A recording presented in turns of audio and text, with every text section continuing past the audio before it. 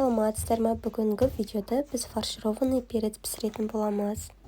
Видеода көріп тұрғандарыңыздай картоплымызды тазалап аламыз. Сыртын одан кейін жуып, жақсылап, осылай кубиктап, яғни төртбұрыштап турап алатын боламыз. Мен видеоның астына өзімнің инстаграм парақшамды қалдырып кетемін. Ол жерде мен товарный бизнес туралы қысқаша ақпараттар айтып, сіздерге керекті мағлұматтарды беріп отыратын боламын. Инстаграмға тіркеліп маған дайрект жазсаңыз, мен сізге қолымнан келгенше көмек беретін боламын.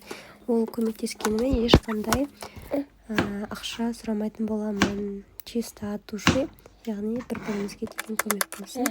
Мен сіздерге тегін түрде фишкаларды айтып беретін боламын. Келесі кезекте жуамызды, яғни пиязымызды видеода көріп тұрғандарыңыздай етіп турап алатын боламыз. Яғни қатты ұсақта, қатты үлкен де етпей, орташа көлемде осылай кесіп аламыз. Видеоны баламен түсіргеннен кейін мен ұмытып кетіппін пиязды түсіргенімді.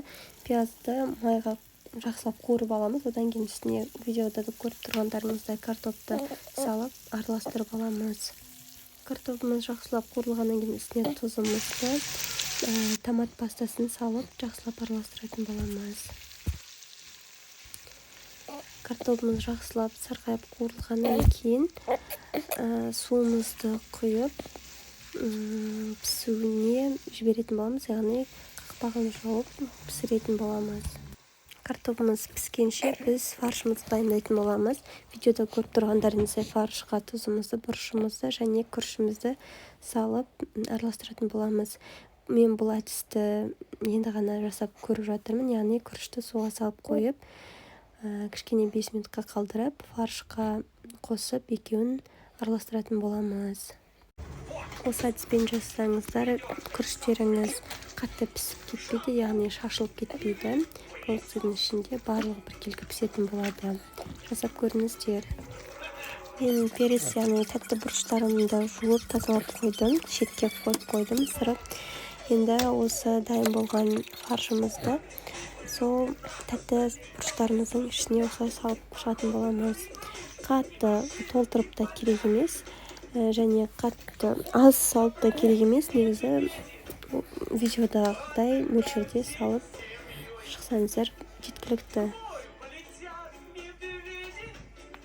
Барлығына салып болғаннан кейін осы уақытта біздің картопымыз жұмсарып пісіп қалды. Қайнап тұрған сорпасына біз қазір осы тәтті бұрыштарымызды, яғни фаршированный перецтерімізді салатын боламыз.